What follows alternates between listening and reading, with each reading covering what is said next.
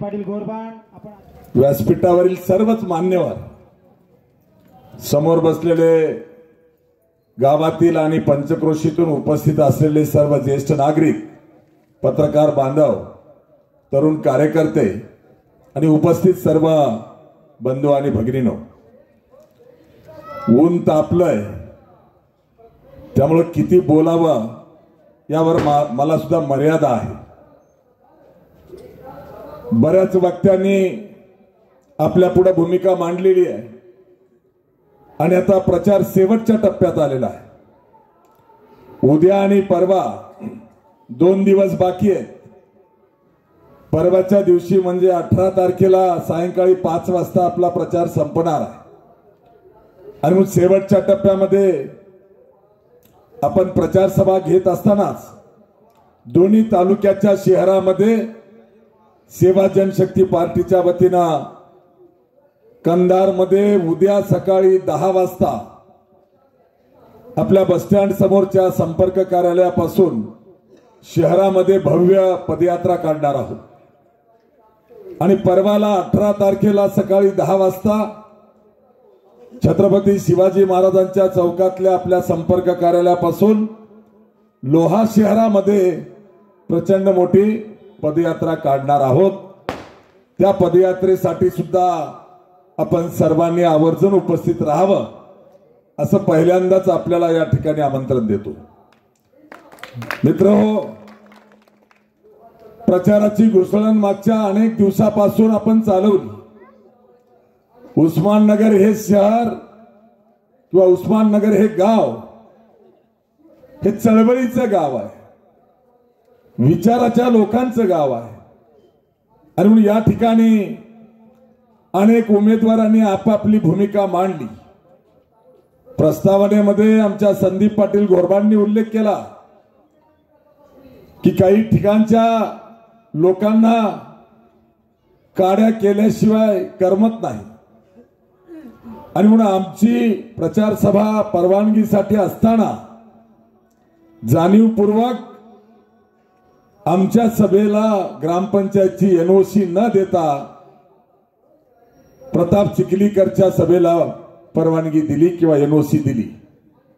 संदीप पाटील, काळजी करू नका, कोंबडा झाकला म्हणून सूर्य उगवायचा थांबत नाही आणि म्हणून परवानगी दिली किंवा नाही दिली ही लोकशाही आहे। लोकशाहीमध्ये आपल्याला विचार मांडण्याचं स्वातंत्र्य आहे आणि म्हणून या गावामध्ये आपण आज प्रचार सभा घेताना आज उन्हामध्ये का होईना आपली या ठिकाणची भूमिका मांडतो आहोत। मित्र, काय मिळालं 75 वर्षामध्ये? आमच्या हबूबाईंनी उल्लेख केला की अनेक आमदार झाले, परंतु उस्माननगरचा आणि परिसराचा विकास झाला का? एक काळ होता की या मतदारसंघामध्ये लोकांना अपेक्षा होत्या की आमच्या शेतीला कॅनलचं पाणी येईल आणि आमचा शेतकरी सदर होईल, सुजलाम सुफलाम होईल, परंतु दुर्दैवाने असं झालं नाही। 75 वर्षामध्ये आम्हाला साधं गावाला पिण्याचं पाणी मिळालं नाही। उस्माननगर हे पिण्याच्या पाण्यासाठी दुर्भिक्ष असलेलं गाव अशी या गावाची ओळख आहे। मला आठवतंय 2010-11च्या दरम्यान या ठिकाणी टँकरनं पाणी देताना, टँकरचं पाणी भरताना एक छोटासा मुलगा टँकर खाली येऊन मरण पावला होता आणि मग जीवानिशी जाण्याची वेळ अनेकदा आमच्या गावकऱ्यांना या ठिकाणी आली, परंतु पाणी मात्र मिळालं नाही। बांधवांनो, विकास झाला पाहिजे। मी आपल्याला विनंती करेन, मत आपण द्या ते विकासाला द्या, मत द्या ते विश्वासाला द्या, मत जातीला देऊ नका। ही मंडळी वेळेवरती जात सांगतात, नातं गोतं जोडतात, सगळे सोयरे सांगतात आणि निवडून गेल्याच्या नंतर यांना कोणी सगळा सोयरा दिसत नाही, जात दिसत नाही, यांना फक्त दिसतंय त्यांचं पोरगा आणि पोरगी आणि मग कार्यकर्ता सुद्धा यांना दिसत नाही। 75 वर्षामध्ये काय विकास झाला हे मी आपल्याला वेगळं सांगण्याची आवश्यकता नाही. तर पोलीसवाले बघ्याची भूमिका घेताय का? दिसत नाही का तुम्हाला? आमची सभा परवानगीची आहे.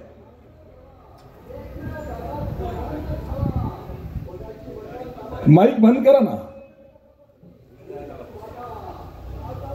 बांधवांनो, या ठिकाणी आपल्याला विश्वासाने सांगेल, येणाऱ्या काळामध्ये तुम्हाला जर विकासाला मत देता आलं नाही तर काळ अत्यंत गंभीर येणार आहे.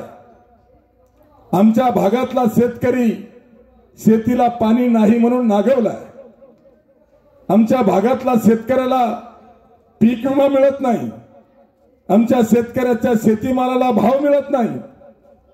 आम्हाला कुठल्याही प्रकारच्या सुविधा दिल्या जात नाहीत. आणि तरी आम्ही वर्षानुवर्ष याच लोकांना निवडून देतो आहोत. कशाच्या बळावर? मित्रहो, या उस्माननगर शहराचा विकास झाला पाहिजे असं म्हणताना आपण विचार केला पाहिजे की आम्हाला काय मिळालं. मी अनेक ठिकाणी सांगितलं, या मतदारसंघामध्ये जे आमदार होऊन गेले त्या आमदारांनी आम्हाला काहीच दिलं नाही. प्रामुख्याने अलीकडच्या 20 वर्षामध्ये 2004 पासून ते आजपर्यंत 20 वर्षामध्ये या मतदारसंघात पैशातून सत्ता आणि सत्तेतून पैसा हे दुष्ट चक्र सुरू झालं आणि म्हणून आमचा विकास या ठिकाणी होऊ शकला नाही. मित्रहो, या उस्माननगर शहराला काय अपेक्षा आहेत? फार मुबलक अपेक्षा आहेत. मोठ्या अपेक्षा आमच्या नागरिकांच्या नाहीत. या मतदारसंघातल्या उस्माननगर गावाला शेतीला पाणी यावं असं वाटलं होतं, पण बाजूनी कालवा गेला, उस्माननगरला पाणी आलं नाही. विष्णुपुरीचं पाणी छोट्या लाठीकडे वळवलं पण उस्माननगरला आलं नाही. आणि छोट्या लाठीला जरी पाणी गेलं असलं तर तिथंही कॅनलला पाणी येत नाही. शेतकरी आमचा वाट बघतोय, शेतीला पाणी मिळत नाही. मी या तालुक्यामध्ये अनेकदा उल्लेख केला, 2 धरणं मोठी आहेत. विष्णुपुरीच्या धरणाचं पाणी इकडे कालवा काढलेला आहे, पण तरी आमच्या शेतीला पाणी येत नाही. गावालाच प्यायला पाणी नाही तर शेताला मिळण्याचा प्रश्न येत नाही. म्हणून मित्र, आमच्या शेतकऱ्याचा विकास होऊ शकला नाही. छोट्या छोट्या मागण्या आहेत. लाईट मिळत नाही. साधं डीपी जर जळाली तर महिना 2 महिने डीपी मिळत नाही. पैसे जमा करून भरल्याशिवाय MSCB वाला डीपी देत नाही. या अधिकाऱ्यावर आमदाराचा कंट्रोल राहिला नाही. गावामध्ये अनेक प्रकारच्या वैयक्तिक लाभाच्या योजना मिळाल्या पाहिजे, त्या योजना आम्हाला मिळत नाही. जसं घरकुल योजना असेल, निराधार योजना असेल, साध्या साध्या बाबी आहेत. आम्हाला कुठलंही काम तहसीलला किंवा पंचायत समितीला गेल्याच्या नंतर चक्रा मारून पैसे दिल्याशिवाय काम होत नाही. का? तर बांधवांनो, या आमदाराचा कंट्रोल नाही. अधिकारी मोकाट सुटले. आणि म्हणून आपल्याला विचार करण्याची आवश्यकता आहे. या नागरिकांच्यासाठी ज्या भावनिक मागण्या आहेत त्या सुद्धा या आमदार लोकांनी पूर्ण केल्या नाहीत. छोट्या छोट्या मागण्यात मी आपल्याला सांगितलं पाहिजे. आपण मिरवणुकीने आलो आणि बस स्टँडवर छत्रपती शिवाजी महाराजांच्या अर्धवट पुतळ्याला पण हार घातला. काय अपेक्षा आहे? अरे बाबांनो, इतिहास वाचल्याशिवाय भविष्य घडवता येत नाही. छत्रपती शिवाजी महाराज हे महाराष्ट्राचं दैवत आहे. आणि या गावकऱ्यांची जर मागणी असेल, या ठिकाणी पुतळा बसवलाय पण त्याचं काम पूर्ण झालं नाही, सुशोभीकरण झालं नाही, मी आपल्याला शब्द देतो, या ठिकाणच्या लिंगायत समाज बांधवांच्या ही अपेक्षा आहे की या सिद्धेश्वर मंदिराच्या परिसरामध्ये क्रांतीसूर्य जगज्योती महात्मा बसवेश्वरांचा पुतळा बसावा, ही माफक अपेक्षा आहे. बांधवांनो, मी आपल्याला शब्द देतो की मनोहर धोंडेला उद्याच्या 20 नोव्हेंबरला प्रेशर कुकरचं बटन दाबून आशीर्वाद द्या. या शहरातले, या गावातले दोन्हीही पुतळे बसवण्याची जबाबदारी मनोहर धोंडे घ्यायला तयार आहे. आम्हाला लाईट मिळत नाही, बँक नाही गावामध्ये. एवढं मोठं सर्कलचं गाव आहे. शेतकरी असतील, व्यापारी असतील, त्यांना बँकेची सुविधा आवश्यक आहे. इथं बाकी सुविधा आहेत, पण राष्ट्रीयकृत बँक असणं आवश्यक आहे. आणि म्हणून मी आपल्याला सांगेल, आम्ही कलंबरला सुद्धा त्या नागरिकाने अशी माझ्याकडे मागणी केली होती. मनोहर धोंडेंनी ती मागणी पूर्ण करण्याचा शब्द दिला आणि कलंबरला राष्ट्रीयकृत बँक SBIची शाखा ही महाराष्ट्राच्या सेंट्रल बॉडीकडून मंजूर होऊन RBI कडे गेलेली आहे. कलंबरला आणि शेवडी बाजीरावला SBIच्या शाखा माझ्या मागणीनुसार आचारसंहिता संपल्यानंतर होणार आहे. आपण मला संधी द्या, उस्माननगरला सुद्धा SBIची शाखा या ठिकाणी आणण्याची जबाबदारी मनोहर धोंडे घ्यायला तयार आहे. खरं तर मी आपल्याला सांगितलं पाहिजे, भारत देश स्वतंत्र झाला. देश स्वतंत्र झाल्यानंतर सुद्धा मराठवाडा स्वतंत्र नव्हता, निजामाचं राज्य होतं. आणि म्हणून निजाम काळापासून या उस्माननगरला एक ऐतिहासिक वारसा आहे. उस्माननगर हे गाव निजामाच्या राजवटीमध्ये सुद्धा तालुका होता. निजामाच्या राजवटीत आम्ही तालुका होतो, पण आता स्वातंत्र्य भारतामध्ये सुद्धा आम्हाला तालुका मागून सुद्धा मिळत नाही. या ठिकाणची आमची ज्येष्ठ पत्रकार मंडळी आहे किंवा गावातील काही प्रतिष्ठित लोक आहेत, यांनी खरं तर खूप प्रयत्न केले, नवे मोहीम चालवली की हा उस्माननगर वेगळा तालुका झाला पाहिजे. मित्रहो, खुर्चीवर बसलेला प्रतिनिधी, खुर्चीवर बसलेला लोकप्रतिनिधी म्हणजे आमदार, हा त्या क्षमतेचा पाहिजे की ज्यांनी त्याचा पाठपुरावा केल्यानंतर, मागणी केल्यानंतर ती मागणी पूर्ण झाली पाहिजे. मी आपल्याला या ठिकाणी शब्द देतो, मी माझ्या 40 कलमी विकास आराखड्याच्या वचननाम्यामध्ये मी लेखी स्वरूपात दिलंय की मला या लोहा कंधारच्या जनतेने आशीर्वाद द्यावा. बांधवनो, विभागणी करून उस्माननगर आणि मारतळा या दोन्हीलाही तालुका करण्याची जबाबदारी मनोहर धोंडे घ्यायला तयार आहे. जर तालुका झाला तर आम्हाला विकासाच्या वाटा मोकळ्या होतील. खरं तर तालुक्यात बसण्यासाठी जवळपास 90% निकष उस्माननगर पूर्ण करते.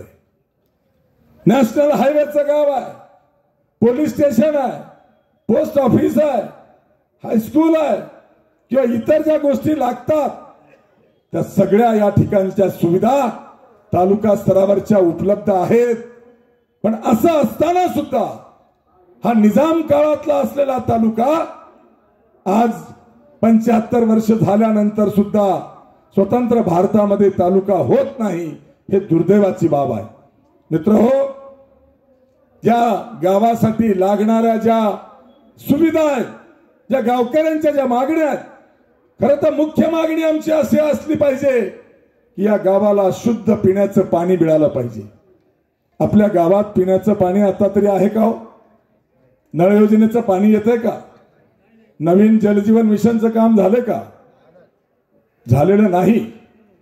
आणि म्हणून या गावाला, एवढ्या मोठ्या गावाला 2-2, 3-3 धरणं आमच्या उशाला आहेत, तरी आमच्या गावाला पिण्याचं पाणी मिळत नाही.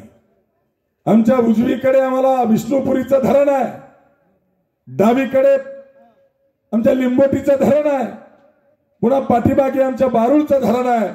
बांधवानो, एवढी धरणं असून सुद्धा आमच्या उस्माननगरला पिण्याचं पाणी नाही.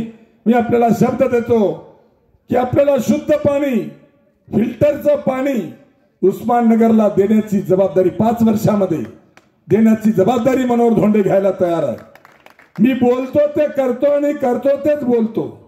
आणि म्हणून जे मी 40 कलमी विकास आराखडा दिलेला आहे, त्या विकास आराखड्याचं आपण गांभीर्याने वाचन करा. मी जे मुद्दे मांडले ते सगळे विकासाचे मुद्दे मी माझ्या कार्यकाळामध्ये पूर्ण करणार आहे. त्यातला खरं तर मोठा वर्ग आमचा सुशिक्षित बेरोजगार आहे, त्यांच्या हाताला काम मिळत नाही. आणि म्हणून या तालुक्यामध्ये काही विकासाचे प्रोजेक्ट आणले पाहिजे.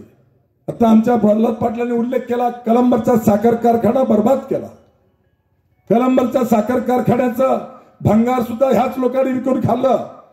नवीन कारखाना तर आणलाच नाही. म्हणून आमचे तरुण पोरं पोट भरायला पुण्याला, मुंबईला, औरंगाबादला गेले ही बदमाश लोक मत मागण्यासाठी पुण्याला, मुंबईला, औरंगाबादला जाऊन मेळावे घेऊन त्यांना विकत घेण्याची भाषा करतात. तुला 2000 देतो, बसून यायला गाडी देतो, सगळी सुविधा करतो, पण मला मत दे. बाबा रे, तुला मत पाहिजे म्हणून पुण्याला, मुंबईला, औरंगाबादला जाऊन मेळावे घेऊन मत मागता आहात. शिंदेबाई गेली, प्रताप चिखलीकर गेला, एकनाथ पवार गेला, तुम्ही तिथे जाऊन मत मागितलं. पण 2 वर्षापूर्वी कोरोना आला होता. याच मतदारसंघातले 25,000 तरुण पोरं पुण्याला, मुंबईला, औरंगाबादला होते. तेव्हा त्या कोरोनामध्ये जिवंत आहेत का मेले बघायला तुम्ही गेले होते का? आणि म्हणून स्वार्थासाठी तुम्ही सगळं करता. तुमच्यासाठी तुम्हाला सगळं करावं वाटतंय, जनतेसाठी नाही. आणि या भागातल्या जनतेचा विकास झाला पाहिजे, शाश्वत विकास करायचा असेल तर कारखानदारी वाढली पाहिजे. कैलासवासी केशवरावजी धोंडगे यांनी फुलवडला MIDC काढली, परंतु कोणताही मोठा कारखाना आला नाही. मित्र हो, कंधार आणि लोहा तालुका भौगोलिक दृष्टीनं, नैसर्गिक दृष्टीनं आपल्यासाठी एक वरदान आहे. आमच्या तालुक्यामध्ये, दोन्ही तालुक्यामध्ये पोलीसवाडीच्या घाटापासून ते चिंचोली फुलवड पर्यंत माळरान आहे, बालाघाटाची पर्वत आहेत, ज्या पर्वतांवरती फुकटची सीताफळाची झाड आहेत. बिनभांडवली धंदा आहे, कुठल्याही प्रकारचं त्याला भांडवल लागत नाही. आणि म्हणून मी वचननाम्यामध्ये दिलंय की मनोहर धोंडेला संधी द्या, फुलवडच्या MIDC मध्ये सीताफळ प्रक्रिया केंद्र मनोहर धोंडे या ठिकाणी आणणार आहे. तर या अशा प्रकारचं केंद्र आणलं तर या दोन्ही तालुक्यातले किमान 10 ते 15,000 लोकांच्या हाताला काम मिळेल. 1500 तरुण कार्यकर्ते कारखान्यात काम करतील आणि उरलेले 10,000पेक्षा जास्त मजूर या माळरानावरचे फुकटचे सीताफळ तोडून आपल्या घरी पिकवतील आणि कच्चा माल बनवून त्या सीताफळ प्रक्रिया केंद्राच्या कारखान्याला देतील. आणि त्या कारखान्यामध्ये त्या सीताफळाचं पल्स म्हणजे ज्यूस बनवलं जाईल. आणि हे ज्यूस, त्याची किंमत आपल्याला माहिती नसेल, बाहेर देशामध्ये त्याला फार मोठी मागणी आहे. 4 पैसे आमच्या तालुक्यातल्या लोकांच्या खिशात येतील. 10-15 हजार कार्यकर्त्यांच्या हाताला काम मिळेल. या पद्धतीने काही प्रकल्प आम्हाला आणावे लागणार आहेत. मी 2009ला विधानसभा लढवली आणि त्याच्यानंतर 2010ला गुरुता गद्दीचा कार्यक्रम झाला. देशाचे पंतप्रधान मनमोहन सिंग होते, आपल्याकडे खासदार भास्करराव पाटील खतगावकर होते.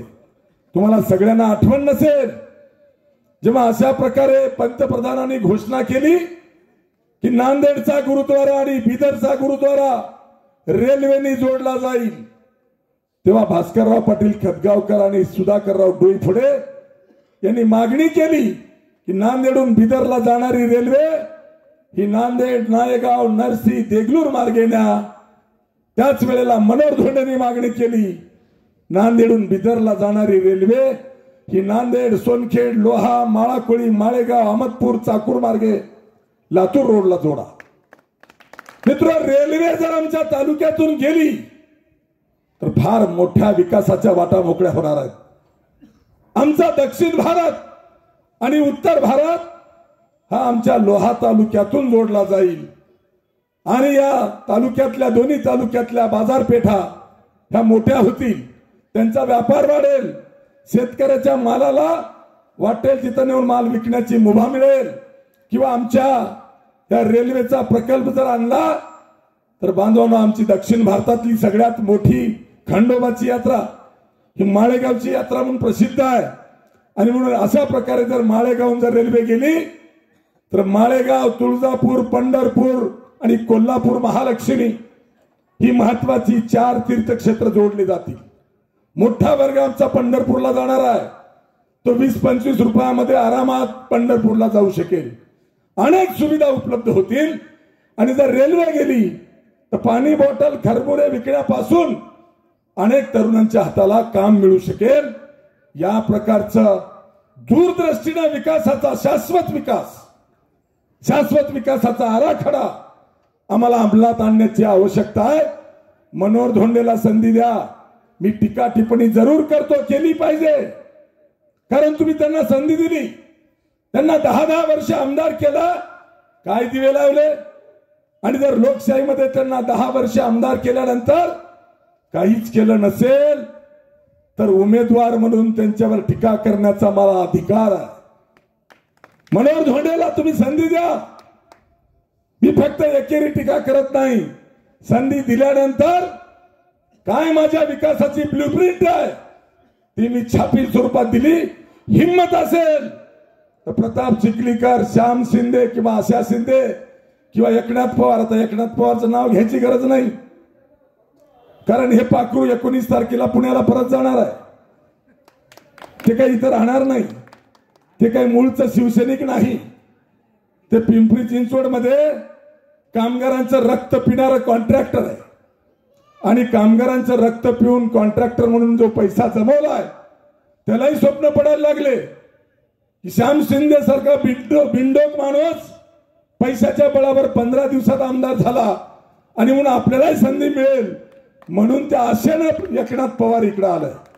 मी आपल्याला सांगितलं पाहिजे, एकनाथ पवार शिवसैनिक आहे का? नाही, तो 40 वर्ष भाजपचा कार्यकर्ता आहे.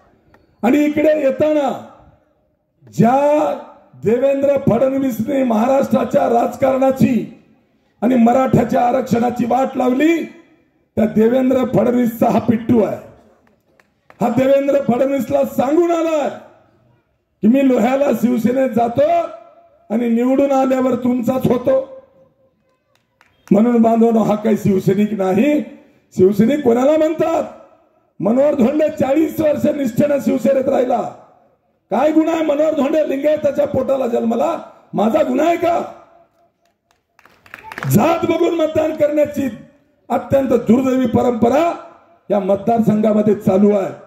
आणि म्हणून मनोहर धोंडे जर चालत नसेल, 40 वर्ष निष्ठेनं राहणारा मनोहर धोंडे जर शिवसेनेला चालत नसेल तर या शिवसेनेला सुद्धा फाट्यावर मारायला मनोहर धोंडेमध्ये हिंमत आहे. आणि म्हणून मनोहर धोंडेंनी पक्ष बदलला नाही, विचार बदलला नाही, तत्व बदललं नाही. मी माझ्या पायावर उभा आहे हे दाखवण्यासाठी मी माझा स्वतःचा पक्ष काढला. मला माहिती आहे कोणताही पक्ष किंवा नेता मला मतदान करणार नाही, या दोन्ही तालुक्यातली मायबाप जनता मला मतदान करणार आहे. म्हणून बांधवांनो, 40 वर्ष निष्ठेनं राहिलेला मनोहर धोंडे चालला नाही. 2009ला बाळासाहेब ठाकरे होते. बाळासाहेब ठाकरेची बरोबरी कोणाला येत नाही. आता शिवसेना आणि मातोश्री ही दलालांच्या गराड्यामध्ये आहे. ज्याच्याकडे पैशाचं गठोड आहे, ज्याच्याकडे जात आहे, त्याला आयतं पायघड्या घालणं चालू आहे. आणि म्हणून अशा प्रकारच्या फितुरी करणाऱ्या, दलाली करणाऱ्या कोंडावळ्यामध्ये अडकण्यापेक्षा मनोहर धोंडे हा स्वतःचा पक्ष काढून स्वाभिमानानं उभा टाकलाय. मित्रहो, 2009ला मला उमेदवारी दिली. बाळासाहेबांनी मला सांगून दिली होती उमेदवारी की सर्वेमध्ये 3 नंबरला आपला पक्ष आहे, तू जा निवडणूक लढ, पड, 5 वर्ष काम कर, तू 2014ला आमदार हो. मित्र, मी आलो, निवडणूक लढलो, पडलो, 5 वर्ष नाही 15 वर्ष मी काम करतोय. 2009 ते 2024 दोन्ही तालुक्यावर माझं संपर्क कार्यालय आहे. मी 15 वर्ष काम करतोय. माझ्या दोन्ही संपर्क कार्यालयात कोणीही जरी माणूस आला, कुठलाही काम घेऊन आला, कधीही मी त्याची जात विचारली नाही, पक्ष विचारला नाही, नेता विचारला नाही. माझ्याकडे दररोज अनेक गरजू पेशंट येतात. कोणी दुसरं काम घेऊन येतंय, कुठल्याही कामाला कोणी जिल्ह्यातलं आणतंय, राज्यातलं आणतंय, राज्याच्या बाहेरचंही काम आणतंय. मित्र, मनोहर धोंडेला 15 वर्षात ज्यांनी काम सांगितलं त्या प्रत्येकाचं काम मनोहर धोंडेंनी करून दिलं. आणि म्हणून 2009ला मी निवडणूक हारलो तरी काम करत राहिलो. 2014ला जेव्हा बाळासाहेबांचा शब्द होता की तू 2014ला आमदार हो, मित्र, दुर्दैवाने बाळासाहेब ठाकरे आणि कैलासवासी गोपीनाथराव मुंडे या दोघांचंही निधन झालं. आणि 2014च्या विधानसभेच्या अगोदर हा प्रताप चिखलीकर 4 पक्ष फिरलेला पैशाचं गठोडं मातोश्रीवर देऊन लोह्याच्या बैल बाजारामध्ये शिवसेनेमध्ये आला आणि आयत्या वेळी शिवसेनेची उमेदवारी घेतली आणि आमच्या कष्टावर निवडून आला. बरं निवडून आला तिथं तरी नीट संसार करावा. 1.5 वर्षामध्ये हा भाजपमध्ये गेला. आम्ही पक्ष सोडला नाही. मनोहर धोंडेंनी निष्ठेने काम चालू ठेवलं. असं वाटलं 14 गेली आता 2019ला संधी आहे. मित्र 2019ला मनोहर धोंडेला संधी देण्यापेक्षा तुम्हाला माहिती आहे मुक्तेश्वर धोंडगेला शिवसेनेत आणलं आणि शिवसेनेची उमेदवारी दिली. काय पाप केलं मनोहर धोंडेंनी? तरी आम्ही निष्ठा सोडली नाही. उद्धव ठाकरेचा मला फोन आला आणि उद्धव ठाकरे म्हणाले धोंडे सर मुक्तेश्वरला मदत करा. नेत्याचा शब्द पाळला आणि कुठल्याही प्रकारची अपेक्षा न करता चहा सुद्धा पिला नाही. विचारा मुक्तेश्वर धोंडगेला तत्वाच्या आधारावर निष्ठेच्या आधारावर 2019च्या निवडणुकीत मुक्तेश्वर धोंडगेला पाठिंबा दिला. पण शेवटी काय झालं? 2 दिवस अगोदर कशी मॅच फिक्सिंग झाली, कसे हे अंतर्गत नाते गोते जोडले आणि 15 दिवसात त्याचा दाजी आमदार झाला. मला असं वाटलं आता 14 गेली 19 गेली 24ला संधी आहे. मित्र 24 जवळ येत असताना या चारही घराण्याला मनोहर धोंडे पचला नाही. सगळे एकत्र आले. यांनी पुण्याचा भाजपचा नगरसेवक रात्रीतून इकडे आणला. शिवसेनेचा नेताही केला आणि उमेदवारही केला. विचार करा कशाच्या बळावर चाललंय हे सगळं.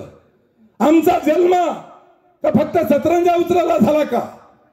आमचा जन्म ह्या प्रस्थापित लोकांना मतदान करून खुर्चीवर बसवायला झाला का? डॉक्टर बाबासाहेब आंबेडकरांनी आम्हाला मताचा अधिकार दिला, तो काय गुलामी करण्यासाठी दिला का? आणि म्हणून मनोहर धोंडे 4 डिग्र्या घेतलेला कार्यकर्ता 40 वर्ष रस्त्यावर संघर्ष करतोय, चळवळीमध्ये काम करतोय, कोणाची लाचारी गुलामी करत नाही. आणि म्हणून बांधवनो मी माझा निर्णय केला की आता कुठलाही अन्याय सहन करण्याची सीमा त्याच्या पलीकडे गेल्याच्या नंतर आता माझं वय 60 वर्ष चालू आहे. जीवनात काय करायचंय? 40 वर्ष निष्ठेने राहिलेला मनोहर धोंडे चालत नाही. पण पुण्यातला भाजपचा नगरसेवक तोही कॉप मेंबर आहे, लोकांतून निवडून आलेला नाही. तो आणून इकडे नेता केला पण मनोहर धोंडे चालला नाही. म्हणून हा निर्णय मला घ्यावा लागला आणि न्याय मागण्यासाठी मनोहर धोंडे या निवडणुकीमध्ये जनतेच्या कोर्टात न्याय मागायला आलेला आहे. माझी अपेक्षा आहे की आपण न्याय करावा. मित्रहो, एकनाथ पवार शिवसैनिक आहे का? तर नाही. शिवसैनिक कोणाला म्हणतात? जर शिवसैनिकावर अन्याय झाला तर तो वाघासारखी छाप मारला पाहिजे तर तो शिवसैनिक आहे. तुला नेता व्हायचंय ना?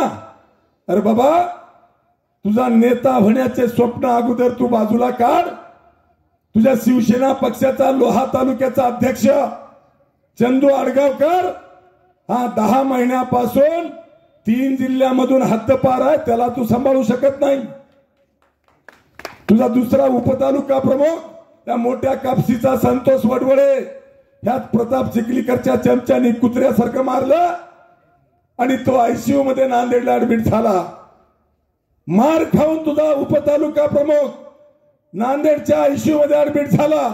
बातमी ऐकून एकनाथ पवार पुण्याच्या आयसीयू मध्ये ऍडमिट झाला. कसा कार्यकर्ता काम करेल? अरे बरोबर, मनोहर धोंडे फाटका कार्यकर्ता आहे. 15 वर्ष मी इथं काम करतोय. माझ्या सोबतही गोरगरीब कष्टकरी कार्यकर्ते आहेत, पण निष्ठावान मावळे आहेत. मित्र हो, मनोहर धोंडे इथं काम करताना 15 वर्षामध्ये मनोहर धोंडेच्या कार्यकर्त्याकडे वाकडं बोट करायची कोणाची हिंमत झाली नाही. वाकड्या नजरेनं बघायची हिंमत झाली नाही. कारण माझ्या कार्यकर्त्याला माहिती आहे माझ्याकडे जर कोणी वाकडी नजर केली, वाकडा डोळा केला तर तो डोळा काढून हातावर दिल्याशिवाय राहत नाही. ही हिंमत हे संरक्षण कार्यकर्त्यांना मिळालं पाहिजे. आणि म्हणून आपण नेतेगिरी करताना कार्यकर्त्याला जपायची अवकाश तुमच्यात असली पाहिजे. आणि म्हणून हे चिमणी किंवा हे पाखरू 20 तारखेपर्यंत राहणार नाही बांधवांनो, हे पुण्याला पळून जाईल. म्हणून मुस्लिम बांधवांनी सुद्धा महाविकास आघाडीच्या नावाखाली त्याला मतदान का करू नये हे हबूभाई आणि हैदरबाईंनी सांगितलंय. पुन्हा मी रिपीट करणार नाही. मी तुमच्यातला कार्यकर्ता आहे. तुम्ही मला 15 वर्ष बघता आहात. मी काय केलं हे जनतेच्या समोर आहे. संधी नसताना काय केलं आणि संधी दिल्यावर काय करणार आहे ते माझ्या वचननाम्यामध्ये 40 कलमी विकास आराखड्यामध्ये मी दिलेला आहे. आणि म्हणून आपल्याला विनंती आहे, येणाऱ्या काळामध्ये आपण विकासासाठी मत द्या, विश्वासानं उभा टाका, स्वाभिमानानं जगा. मला माहिती आहे आता उरलेल्या 2 दिवसामध्ये हरामचा पैसा आहे, प्रचंड पैसा आणि दारूचा महापूर आणतील. मतदार बांधवांना माझी विनंती आहे, बांधवांनो, नांदेडच्या जनतेने प्रताप चिखलीकरचं पार्सल जसं नांदेडून लोह्याला पाठवलं तसं लोहा कंधारच्या जनतेलाही माझी विनंती आहे, पैसे येतील ते पैसे घ्या, खिसे रिकामे करा. फक्त खिसेच रिकामे करू नका, याचे कपडे काढून हे पार्सल चिखलीला पाठवा आणि ते पाठवाल अशी अपेक्षा व्यक्त करतो.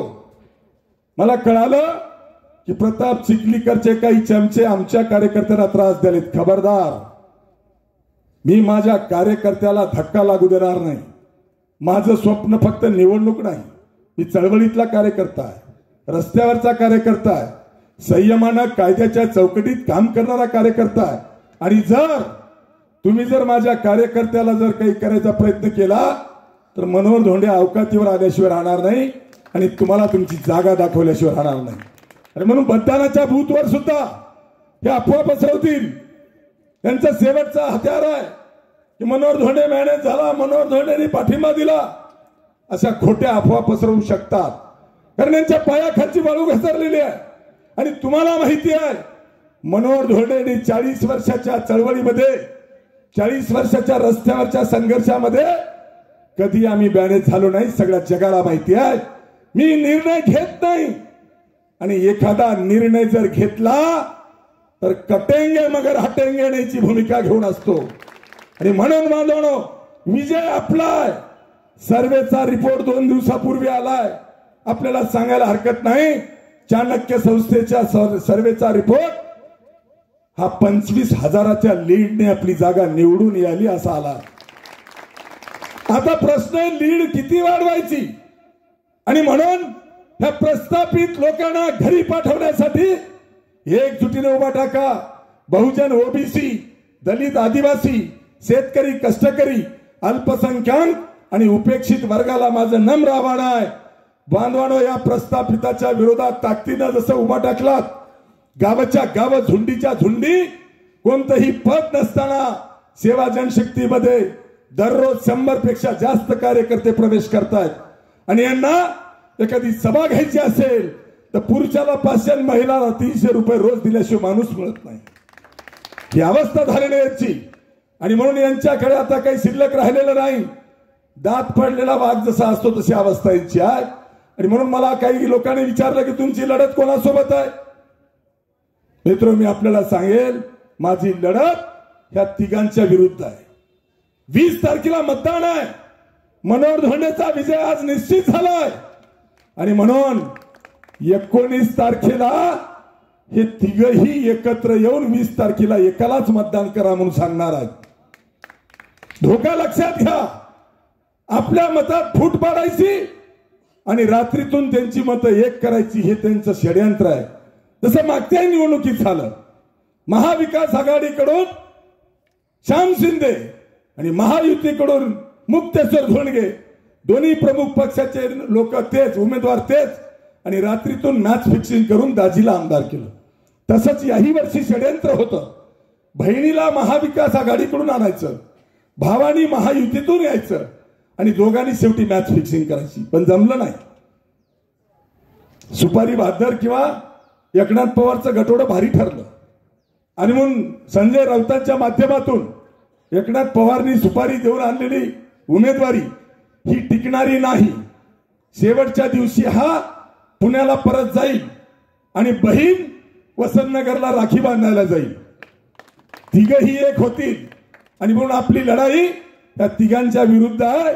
मतात फूट पडू देऊ नका, गैरसमज होऊ देऊ नका. एकजुटीने पुढे चला. या तालुक्यातला बहुजन समाज एकजुटीने उभा टाकला. मी आपल्याला शब्द देतो की आपण एकजुटीने मनोहर धोंडेला संधी द्या. या तालुक्याचा शाश्वत विकास 5 वर्षामध्ये मनोहर धोंडे तुम्हाला विकास काय असतो हे प्रत्यक्ष दाखवून देईल. आणि म्हणून विकासासाठी मत द्या. हे काम करण्याची संधी देताना बांधवांनो, आपण उस्माननगर हे महत्वाचं केंद्र आहे. आजूबाजूला छोटी मोठी गावं आहेत. त्या भागातल्याही लोकांना मला सांगायचं आहे, या भागात खास करून मनेरवारलू समाज, महादेव कोळी समाज किंवा धनगर समाज या समाजाला एसटीचं आरक्षण आहे, पण त्यांची कास्ट सर्टिफिकेट मिळत नाहीत आणि कास्ट व्हॅलिडिटी होत नाही. माझा दावा आहे, या आरक्षणावरचा माझा परिपूर्ण अभ्यास आहे. म्हणूनच एवढे मोठाले आंदोलन झाल्यानंतर सुद्धा मराठा समाजाला आरक्षण मिळालं नाही. गावापासून मुंबईपर्यंत सत्ता आहे, पण मराठा समाजाला दुर्दैवाने आरक्षण मिळालं नाही. मनोहर धोंडे ग्रामपंचायतचा सदस्य सुद्धा नाही, पण तरीही मनोहर धोंडेने 21 जाती ओबीसी मध्ये आणल्यात आणि ते आज टिकून आहेत. त्याचा लाभ ठिकाणचा समाज घेतोय. म्हणून मी आपल्याला शब्द देतो, खरं तर महादेव कोळी आणि मनेरवारलू मोठी संख्या नांदेड जिल्ह्यात आहे, पण आतापर्यंत जेवढे आमदार जिल्ह्यातले झाले त्यांनी विधिमंडळामध्ये तोंड सुद्धा उघडलं नाही. आणि म्हणून 2013चा प्रसंग मला आठवतोय. पृथ्वीराज चव्हाण मुख्यमंत्री होते आणि एक पत्रक काढलं होतं मनेरवारलू महादेव कोळ्यांसाठी की हे बोगस प्रमाणपत्र आहेत, त्यांना नोकरीवरून काढून घरी पाठवा. त्याही आंदोलनाचं नेतृत्व 2013ला मनोहर धोंडेंनी केलं आणि जे नोकरीवर मनेरवारलू महादेव कोळी आहेत त्यांच्या नोकऱ्या वाचवायचं काम मनोहर धोंडेंनी केलं, हे जरा विचारून बघा. आणि म्हणून विधिमंडळात जर गेलो तर कायद्याच्या चौकटीमध्ये मनेरवारलू आणि महादेव कोळी समाजाच्या एसटी आरक्षणाच्या प्रमाणपत्राची बाजू मी कायदेशीर मांडून दोन्ही समाजाला आणि धनगर समाजाला सुद्धा न्याय दिल्याशिवाय राहणार नाही, एवढा अभिवचन आजच्या प्रसंगी देतो. आणि आज अनेक कार्यक्रम आहेत. वेळ भरपूर झालाय, ऊनही झालंय. उन्हात जास्त वेळ आपल्याला बसावं लागलं, त्यामुळे मी पहिल्यांदा आपल्या सगळ्यांची माफी मागतो. खरं तर आम्हाला निसर्गानं सावली दिली आणि तुम्ही उन्हात आहात. मी पहिल्यांदा सांगितलं होतं स्टेजला सुद्धा उन्हात असलं पाहिजे. जनता उन्हात आणि स्टेज सावलीत कधीच नसलं पाहिजे. म्हणून माझ्या प्रचार सभांमध्ये कुठल्याही स्टेजला वर कव्हर नाही, पण आम्हाला या झाडांनी सावली दिली. तुमची हालत मला बघवत नाही आणि मग बोलण्यासारखे मुद्दे अनेक आहेत. तरीही जास्तीचं न बोलता उद्याच्या निवडणुकीमध्ये आपण विश्वासाने विकासाला मत द्या. हे गेंडे माजलेत पैसे खाऊन. अनेक ठिकाणचे भ्रष्टाचार याचे उघड करायचे. गावागावातल्या बोगस नळ योजना करून यांनी पैसे उचलून घेतलेत. अनेक ठिकाणचे रस्ते कागदावर करून यांनी एमबी करून बिलं काढून घेतलेत. यांनी गावोगाव एक दोन बोके पोचलेत आणि सगळ्या जनतेला वेटीला धरले. त्या बोक्यांना जगवतात, त्या बोक्यांना दूध पाजतात, एवढं पाजतात की उलटी होईल, परंतु सामान्य जनतेला काही देत नाहीत. आणि म्हणून या बोक्यांपासून सावध राहा. तुमच्या गावामध्ये बोक्या आहे, असे गावागावात एक दोन बोके चिखलीकरण पोचलेत आणि या बोक्यांपासून सावध राहा. स्वाभिमानी जनता म्हणून गोरगरीब जनता, कष्टकरी जनता एकजुटीने उभा टाका आणि तुमच्यातला कार्यकर्ता म्हणून मनोहर धोंडेला उद्याच्या 20 नोव्हेंबरला प्रेशर कुकरचं बटन दाबून आपण आशीर्वाद द्या. मी तुमचा विकास केल्याशिवाय राहणार नाही. आणि मला संधी मिळाली तर ज्यांनी तुमचं रक्त पिलंय, ज्या योजना परस्पर खाल्ल्यात, शेतकऱ्यांचा 600 कोटीचा विमा परस्पर वाटून खाल्लाय, त्यांना जेलमध्ये पाठवल्याशिवाय राहणार नाही, एवढा विश्वास देतो आणि थांबतो. जय हिंद, जय महाराष्ट्र, जय शिवराय. धन्यवाद सर.